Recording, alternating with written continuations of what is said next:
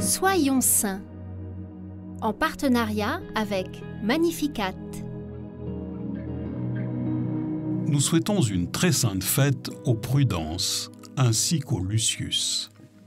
La bienheureuse Anne-Rose Gatorno est une religieuse née à Gênes en 1831, issue d'une famille chrétienne de la haute bourgeoisie italienne.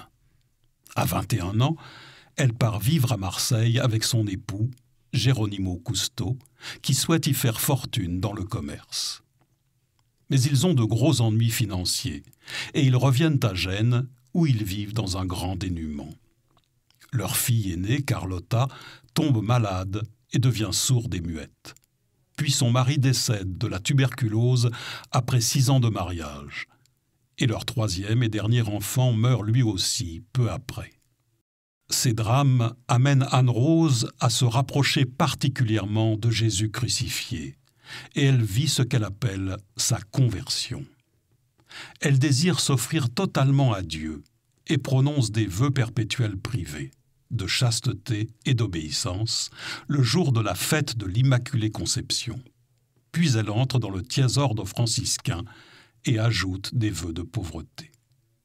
Tout en s'occupant de ses 2 enfants, elle s'offre perpétuellement pour la conversion des pécheurs et la sanctification de tous les hommes. Sa vie devient une prière permanente et elle offre de nombreux sacrifices pour ces causes qui lui tiennent à cœur. Son plus grand désir est de devenir le porte-parole de Jésus pour faire parvenir partout le message de l'amour qui sauve.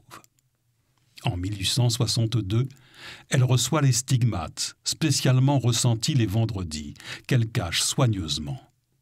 Elle reçoit l'inspiration de fonder l'Institut des Filles de Sainte-Anne, mère de Marie Immaculée, où les religieuses accomplissent de nombreuses initiatives au service des nécessiteux, des malades ou encore des personnes seules ou âgées. En permanence engagée auprès de son prochain, elle ouvre aussi des écoles populaires pour les enfants pauvres et toutes sortes d'œuvres selon les nécessités de son époque. À sa mort en 1900, Mère Anne-Rose laisse 3500 sœurs dans plusieurs pays.